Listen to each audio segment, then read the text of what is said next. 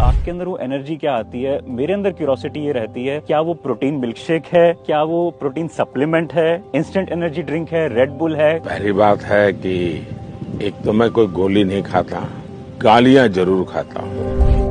नहीं होता मित्रों, मैं शासन में बैठा हूं, मुझे मालूम है इस प्रकार से रुपया इतनी तेजी से गिर नहीं सकता।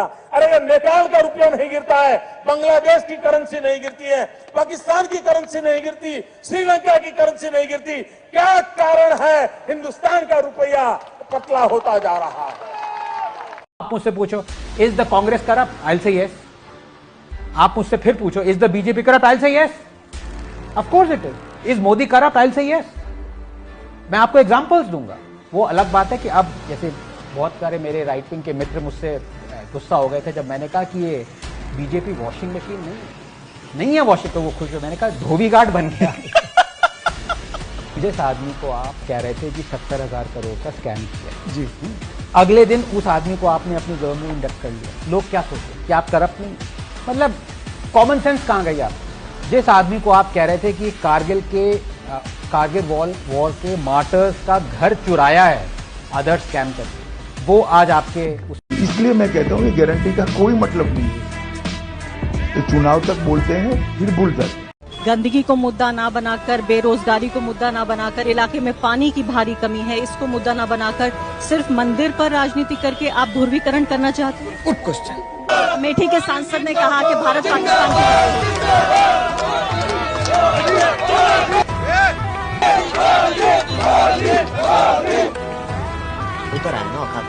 आपने देखा यहाँ हवा महल के प्रत्याशी बाल मुकुंद आचार्य से हम बातचीत कर रहे थे, हमारे सवालों का वो जवाब भी दे रहे थे, लेकिन लगता है कि उन्हें हमारे सवाल पसंद नहीं आए या उनके समर्थकों को हमारे सवाल पसंद नहीं आए और भारत माता की जय और तमाम तरह के नारे लगाकर वो इंटरव्यू के बीच में से ही उनके समर्थक उनको उठा के ले गए। हमारे यहाँ ऐसा ही होता है।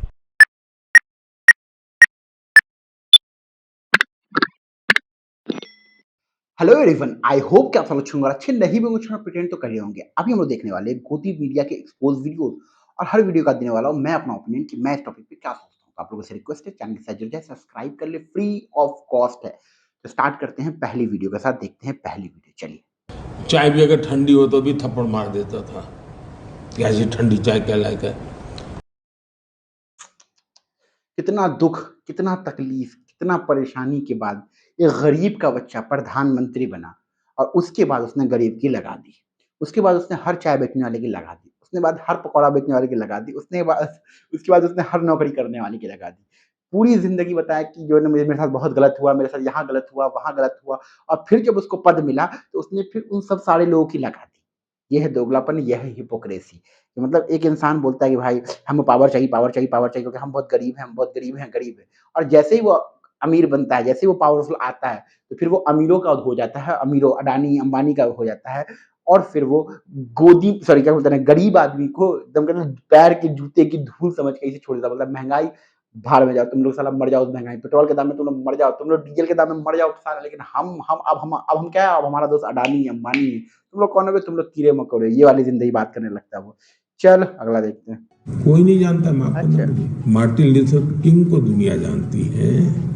अगर हमारे साउथ अफ्रीका के नेल्सन मंडेला जी को दुनिया जानती है, गांधी जी किसी कम नहीं थी जी। महात्मा गांधी के विचार ने पूरी दुनिया को प्रेरित किया है। Doctor Martin Luther king junior हो या नेल्सन मंडेला जैसी महान विभूतियां, हर किसी ने गांधी जी के विचारों से शक्ति पाई और अपने लोगों को समानता और सम्मान का हक दिलाने के लिए लंबी लड़ाई लड़ सके। जनता को आप मूर्ख समझना बंद कर दीजिए। इस प्रकार की बचकाना बातें किसी के गले नहीं उतरती, लोग मजाक उड़ाते हैं। इफ अ दोगलापन हैव अ फेस, अगर दोगलापन का खुद का शकल होता तो ऐसा ही होता। मतलब ईगो क्या बोलूं मैं बोलूं ना कि मोदी जी ऐसी ऐसी बातें कर रहे हैं, ऐसी ऐसी भी बातें कर रहे हैं ना, हंसी आता है कि भाई ये हमारे प्रधानमंत्री, और फिर कल ये शपथ लेने वाले कल परसों के बाद ये हमारे तीसरी बार प्रधानमंत्री बनेंगे। ये आदमी जो दिन रात झूठी खबरें फैला देते हैं, कुछ भी बयान देते हैं, कुछ भी टिप्पणी कर देते हैं, जो मन में आता है वो बोल देते हैं। और फिर गोदी मीडिया तो ये जस्टिफाई करने के लिए, और अन्य भक्त तो अलग ही चरम सीमा पे इनको लेके। गांधी जी कौन थे पूरी दुनिया जानती थी, जानती है और जानती रहेगी। जितना फैन फेथ, इतना ज़्यादा आइडलाइज़ गांधी जी के दुनिया में किसी लीडर को ना किया गया है, ना किया जाएगा कभी। लेकिन इन लोगों को तो बस दिखाना है कि भाई ये लोग गांधी जी की रिस्पेक्ट ही नहीं करते। ये लोग सिर्फ़ इसलिए करते हैं ना, इसीलिए थोड़ा-सा इज़्ज़त करते हैं ना, क्योंकि गांधी जी को पूरी दुनिया जानती है। तो ये लोग गांधी जी को भी जो है एकदम घटिया दिखा देते। अब गोडसे और जो है ना सावरकर को ये लोग भगवान तो वैसे ही बना के रखे हैं। वही लोग बोल देते हैं कि भैया वही लोग देश को आज़ादी दिलाए, ये भी कह देते हैं ये लोग। चलो अगला देखते हैं। कांग्रेस ने तमिलनाडु में 9 सीटों पर चुनाव लड़ा है, लेकिन आज तक ने अपने एग्जिट पोल में 13 से 15 सीटें कांग्रेस के जीतने की भविष्यवाणी की है। इसीलिए पूरे विश्व में हमारा मीडिया 161वें स्थान पर है। बाप रे! चाटता है। गोदी मीडिया तो चाटुकारिता के लिए फ़ेमस है, लेकिन ये ऐसी फ़ेक खबर गोदी मीडिया आए दिन, वो भी कौन किसका फ़ोटो दिखा रही है? ये जो कौन है अपना तिहारी समझे ना, ये घूसखोरी लेने के कारण जेल भी जा चुका है। इस बात पे कौन ही भरोसा करता है। चलो अगला देखते हैं। नरेंद्र मोदी जी, आपका हिंदुत्व का नारा था, जिससे कि आपकी लोकसभा में 2 सीट सन 84 में आई थी, वहां से बढ़ के आप लोग बढ़ते बढ़ते 1998 में सरकार बनाने के मुकाम तक पहुंच गए। अब आपका हिंदुत्व का नारा भी फेल कर गया। इस इलेक्शन में आपने फिर एक इलेक्शन गिमिक के तौर पे वंदे मातरम और सरस्वती वंदना की बात करी, लेकिन लोग समझ गए कि ये सिर्फ वोट लेने के लिए इलेक्शन टाइम पे एक सेंटिमेंटल इशू को उठाते हैं। हिंदुत्व ये भारतीय जनता पार्टी का कभी चुनावी नारा नहीं रहा है। झूठ बोलो, हिंदुत्व ये हमारे लिए आर्टिकल ऑफ फेथ है।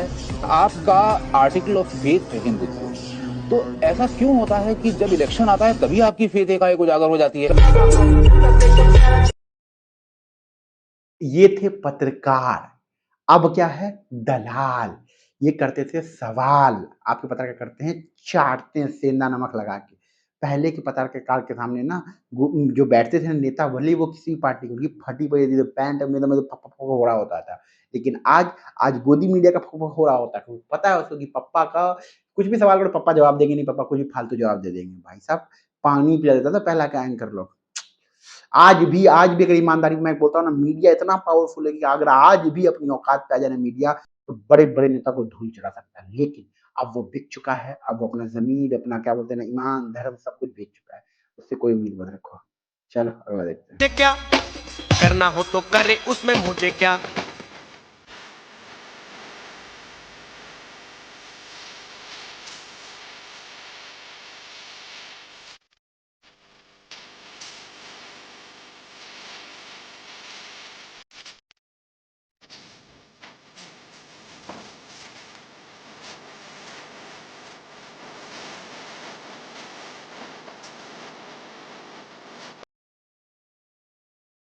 ये है संबित पात्रा, ये है दोगले पात्रा। ये बीजेपी के जो कहते हैं ना जोकरों की लिस्ट में नंबर 1 पे आते हैं। इनका काम ये है कि बीजेपी के हर मुद्दे पे बीजेपी को सपोर्ट करना, प्रवक्ता हैं ये।